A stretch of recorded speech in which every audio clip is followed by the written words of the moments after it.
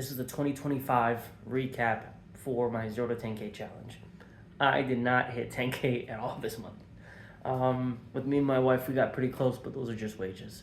The goal was really to get her at home, and as she's on maternity leave, we just had a kid. A lot is changing, and I'm a little nervous because I was hoping to get to this point before she was in the house with our baby. It does put a little bit of a fire under me, but we're gonna get there some way. So my goal for 2026 is to get to 0, the true goal. The book, The Goal by Eliyahu Goldratt, phenomenal book. That book has taught me the most important thing is the goal at hand. I realized for a long time with God, I've had a goal. Pray a few times a day, make it happen. But when it came to business, the goal was just to make money. There wasn't a specific business because I just wanted to make money. I didn't really care how I got it. I did want it to do it under no criminal means, that's for sure. Oh man, let me just put this here. But long story short is we are doing a lot of work on our house to be able to put this bad boy to rent. I gotta get my expenses down to 0. This way I can, at least for the first 3-4 months that she's back at work, we could save that up, and that'll give us enough of a runway for her to stay home. Yes, there are some things that we gotta do, but if we get this place rented, we could 100% take a home equity line of credit, wipe off our DTI, which is our debt to income, because the rent is being covered by someone else, and that's going to allow us to be able to take a refinance or buy another place. As a 2025 year recap, I've done a few things to try to make a buck. I touched nowhere near. Man, that probably looks crazy. I'm just going to put it like this.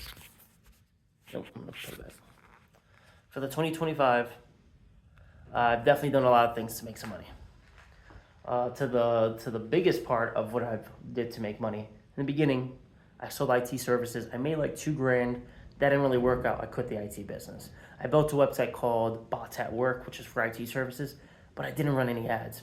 Didn't get any business from it. I built a website called Find NEPA, which is a directory website for NEPA businesses.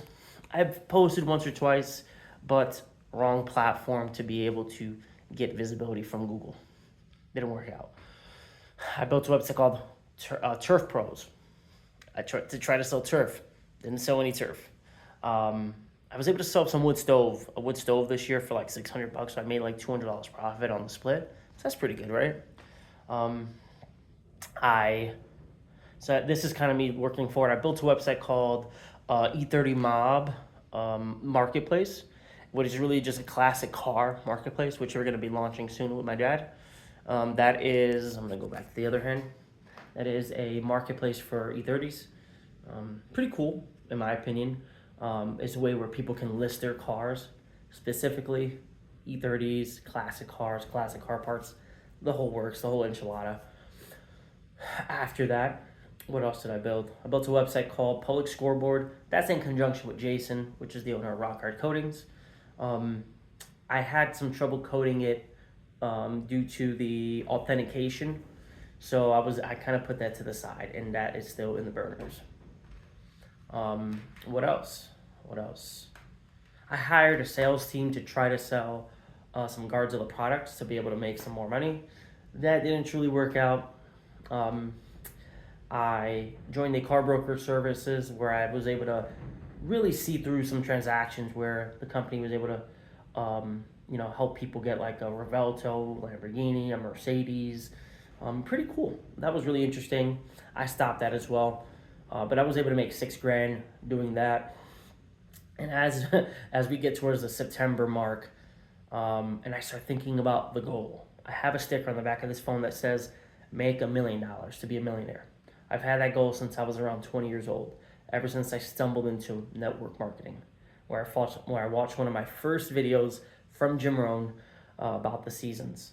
And for things to get better, you got to get better. I was completely hopeless and useless. That's what led me to jumping in 2 floors.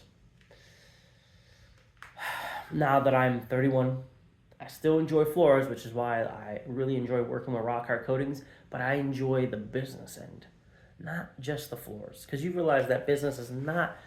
I mean, if you're doing, as long as you're doing good work, it has almost nothing to do with doing the work, as it is to get the work, as it is to facilitate, bring, meet new people, make relationships, hire, amongst other things. I'm gonna put this up here, and that has brought a lot of enlightenment. But I have to say this: I'm just an employee of Rock Hard Coatings. I'm not a partner. I don't have a profit share. And it's been something on my heart for some time. It just hurt to kind of just get to this realization, and it's a little brokenhearted. Yes, I was able to expand, and we could say we were going to start a branch in Jersey. And yes, that still could be in the works. But I'm not a partner. The guy doesn't want to sign the paperwork. And I refuse to push, beg, and do that. I think he's a phenomenal person. Absolutely. I think he's the best person I've probably ever met. But, he has to run a business, and the business is not making money. Even though we've basically made 50% more through some big jobs, but I'm a little leery as to what's going to go on. I don't know. I know my conversations with him go a certain way, but I know I have a weird feeling in my stomach that about something. But that's how 2025 has been going. And I have learned marketing, DevOps, business development, creating systems, business process mapping,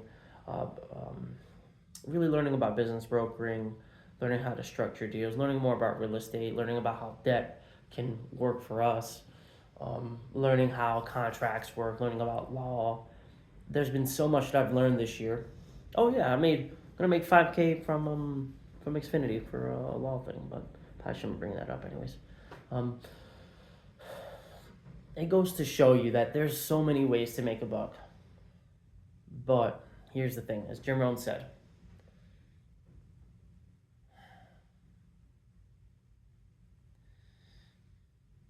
if you work on your job, you can make a living. But if you work on yourself, you can make a fortune.